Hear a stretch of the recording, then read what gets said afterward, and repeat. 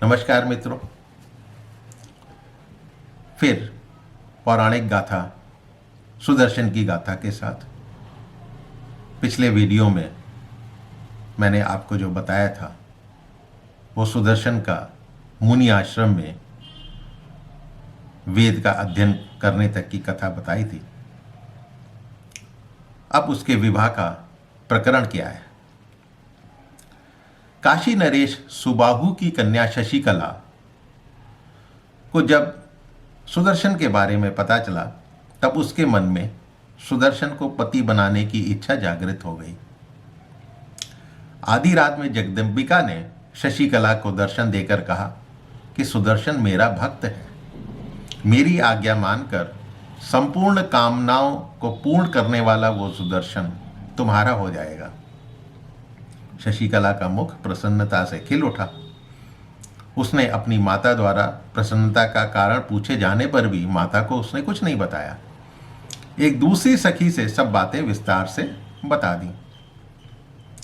एक बार वो अपनी सखियों के साथ उपवन में चंपा के नीचे खड़ी थी, तभी एक ब्राह्मण वहां उतावली में आया। शशिकला ने प्रणाम कर उससे पूछा कि वो कहाँ से आया है। उसने कहा कि वो मुनि भारद्वाज के आश्रम में कार्य हेतु आया है। तुम क्या चाहती हो, मुझसे कहो। तब शशिकला ने कहा कि उस आश्रम में संसार में सबसे बढ़कर विशेष रूप से देखने योग्य क्या है।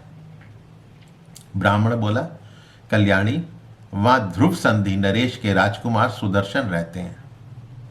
विलक्षण प्रतिभा वाले दर्शनीय पुरुष हैं वो। जिसने उन्हें नहीं देखा तो कुछ भी नहीं देखा। मैं मानता हूं कि वे सर्वदा तुम्हारे पति होने के योग्य हैं। मणि और कंचन की भांति तुम लोगों का संयोग पहले से ही निश्चित हो चुका है। ब्राह्मण का कथन सुनकर शशिकला के मन में सुदर्शन के प्रति प्रेम और प्रगाढ़ हो गया। उसने अपनी सखी से कहा कि मैं उस वन में जाकर सुदर्शन से मिलना चाहती हूं, लेकिन कुल की लाज का भय तथा पिताजी के वश में होने के कारण विवश हूं। राजकुमार सुदर्शन के कोई सहायक नहीं था, लेकिन कामराज कहलाने वाले मंत्र क्लींग के कारण भगवती की कृपा से उन्हें निषाद राज ने उत्तम रथ तथा संपत्ति और वस्त्र प्रदान किए। सुदर्शन को वेदों के अध्ययन करते वक्त सभी विद्याएं मुनि आश्रम में प्राप्त हो चुकी थी। उधर शशिकला के पिता सुबाहु ने कन्या को विवाह योग्य समझकर बड़ी सावधानी के साथ स्वयंवर की तैयारी करवानी शुरू कर दी। तब शशिकला ने अपनी सखी के द्वारा माता को कहलवाया कि वो मन ही मन सुदर्शन को पति के रूप में वर्ण कर चुकी है। उसकी माता ने अपने पति को ये सब बातें बतलाई तो सुबाहु को कष्ट हुआ और कहा कि सुदर्शन वनवासी है, उसे युधाजित ने राज्य से निकाल दिया है, उसके साथ पुत्री सुखी कैसे रह सकती है। तब माता ने पुत्री से यही बातें कहकर मनाने की कोशिश करी और कहा कि बहुत से सुंदर नरेश स्वयंवर में हैं। तब शशिकला ने कहा कि उस उत्तम वरण को वरने के लिए माता जगदम्बिका मुझे स्वप्न में आज्ञा दे चुकी हैं। मैं किसी दूसरे का वरण कर ही नहीं सकती। अनेक प्रकार के प्रमाण देकर उसने माता को समझा दिया। माता ने सुबाहु से यही बातें कह दी, लेकिन स्वयंवर की व्यवस्था बंद नहीं हुई और स्वयंवर का दिन निकट आ गया। तब शशिकला ने एक ब्राह्मण को मुनि के आश्रम में सुदर्शन से मिलने को कहा और बोली कि सुदर्शन को मेरी ओर से कह दीजिएगा कि स्वयंवर की तैयारी हो चुकी है, बहुत से बलशाली राजा आने वाले हैं। मैंने माँ जगदम्बिका के आदेश से आपको सब तरह से अपना पति मान लिया है। मेरे लिए विष खाकर अथवा अग्नि में होम देकर प्राण देना संभव है, लेकिन माता पिता के कहने पर आपको छोड़कर और किसी को अपना पति नहीं बना सकती, क्योंकि मैं मन, वचन तथा कर्म से आपको अपने पति के रूप में स्वीकार कर चुकी हूँ। ब्राह्मण ने जाकर ये बातें सुदर्शन को बता दी। तब सुदर्शन ने स्वयंवर में जाने की तैयारी शुरू कर दी। उसकी मां ने उसे रोकने की चेष्टा की और कहा कि वो तो राजा और महाराजाओं का समाज होगा, अकेले जाने पर संभव है कि युधाजित तुम्हें मार डाले। लेकिन सुदर्शन ने कहा कि माँ जगदम्बिका के आदेश से मैं वहाँ जा रहा हूँ, तुम्हें दुखी होकर शोक करना उचित नहीं है। तब मनोरमा भी अपने बेटे के साथ चल पड़ी। काशी में करुष, मद्र, सिंधु, माहिष्मति, केरल, पांचाल, कर्नाटक, चोल, विदर्भ से सभी नरेश पधारे हुए थे। सब लोग आपस में चर्चा कर रहे थे कि राजकुमारी निर्धन सुदर्शन को क्यों वरमाला पहनाएगी। उधर युधाजित उपस्थित राजाओं से कहने लगा कि मैं सुदर्शन को मृत्यु के मुंह में झोंक दूंगा। तब उसे केरल नरेश ने समझाया कि ये इच्छा स्वयंवर है। स्वयंवर 3 प्रकार के होते हैं, एक इच्छा स्वयंवर और एक प्रण स्वयंवर और तीसरा शौर्य स्वयंवर। राजकुमारी अपनी इच्छा से अपना पति चुनेगी, यानी वो स्वतंत्र है। यहां बलपूर्वक अथवा धन देकर कन्या को प्राप्त नहीं किया जा सकता है। यदि आप ऐसा करेंगे तो अन्याय का फल आपको भोगना पड़ेगा। तब युधाजित कुछ पलों के लिए शांत हो गया, लेकिन राजाओं में यह विवाद चलता रहा, डिस्कशन चल रहा था। तब सभा भवन में सुबाहु को बुलवाया गया और पूछा, राजन, आप करना क्या चाहते हैं? स्पष्ट बताने की कृपा करें। तब सुबाहु बोले कि स्पष्ट बात तो ये है कि मेरी कन्या मन ही मन सुदर्शन को पति रूप में वरण कर चुकी है और मेरा उस कन्या पर कोई वश नहीं है। तब सम्मानीय नरेशों ने सुदर्शन को बुलवाकर कहा कि तुम भाग्यशाली हो, लेकिन यहां तुम्हें बुलाया किसने है? तुम्हारे पास ना तो बल है ना धन। युधाजित और शत्रुजित भी यहां पर आए हुए हैं जो तुमसे बैर रखते हैं। तब सुदर्शन ने कहा कि भगवती ने मुझे स्वप्न में आज्ञा दी है और उनके वचन में मुझे कोई संदेह नहीं है। संसार में मेरा कोई शत्रु नहीं है, यदि है तो उस पर शासन करने वाली जगदम्बिका है। जो होना होगा वो तो होकर रहेगा, तो चिंता क्यों करी जाए। मैं तो एक साधारण व्यक्ति हूं, हार या जीत का मुझे कोई संकोच नहीं है। तब नरेशों ने कहा, भाई ठीक है, जो तुम्हें उचित लगता है वो करो। दूसरे दिन सुबाहु ने शुभ मुहूर्त में अपने भवन पर राजाओं को बुलवाया। उस समय राजकुमारी वस्त्राभूषणों से सुसज्जित थी। तब सुबाहु ने अपनी बेटी से कहा, उठो, हाथ में फूलों की माला लेकर भवन में चलो और अपनी इच्छा अनुसार किसी को भी पति चुनकर वरमाला पहना दो। तब राजकुमारी ने शशिकला से कहा कि मेरा निश्चय है कि मैं उपस्थित राजाओं के सामने नहीं जाऊंगी। धर्मशास्त्र में यह कहा गया है कि स्त्री केवल एक पति पर ही अपनी दृष्टि डाले, किसी दूसरे पर कदापि नहीं। जब कुलीन स्त्री भी हाथ में हार लेकर स्वयंवर में पहुंचती है तो उसकी स्थिति ठीक वही हो जाती है जो किसी उल्टा की, क्योंकि उसे देखकर सभी के मन में संकल्प उठने लगते हैं, इच्छा जागने लगती है, अरे ये मेरी पत्नी बन जाए तो कैसा रहेगा। जिस प्रकार वैश्या हाट में जाकर वहां के पुरुषों को देखने के उपरांत उसके गुण दोष पर अपने विचार करने लगती है, निष्प्रयोजन भी वासना युक्त पुरुष को देखना उसका स्वभाव बन जाता है। तो क्या मैं स्वयंवर में जाकर वैश्यावृत्ति अपना लूं? मैं जब सुदर्शन को अपना पति मान चुकी हूं, तब मैं दूसरे पुरुष के बारे में विचार कर ही नहीं सकती। यदि आप मेरा भला चाहते हैं तो किसी अच्छे दिन मेरा और सुदर्शन का विधिवत विवाह करवा दीजिए। सुबाहु ने चिंतन किया। उसे लगा कि बेटी कह तो ठीक ही रही है, लेकिन मुझे क्या करना चाहिए।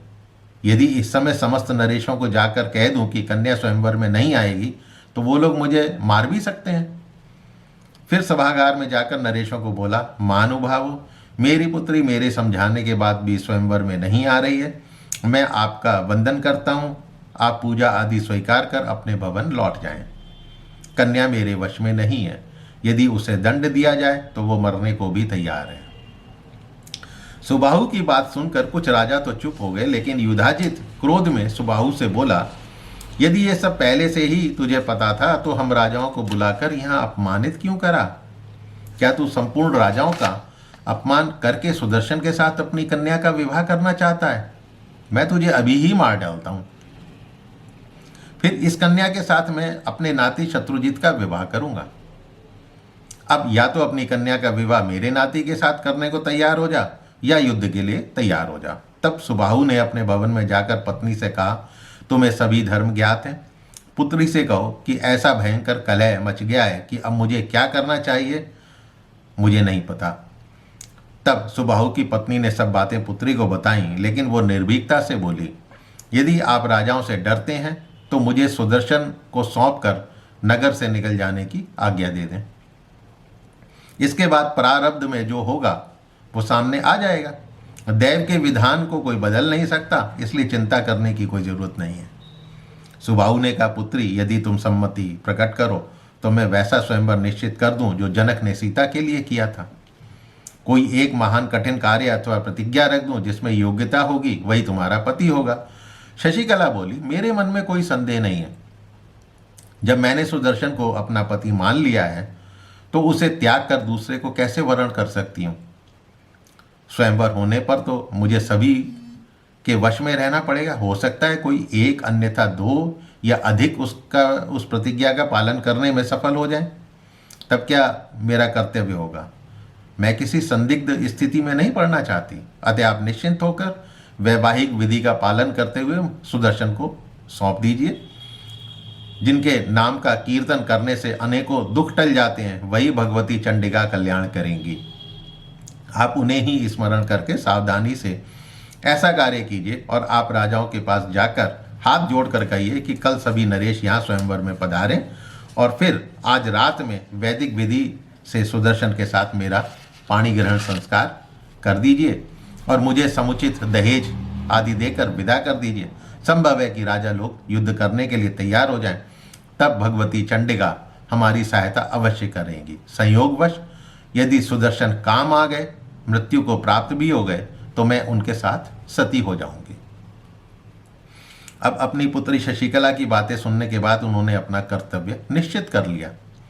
राजाओं के पास जाकर निवेदन किया कि कल हम सब मिलकर विवाह कार्य संपन्न करेंगे। आज मेरी पुत्री का यहाँ आना असंभव है, इसलिए कृपा कर आप लोग अपनी छावनी में पधारें।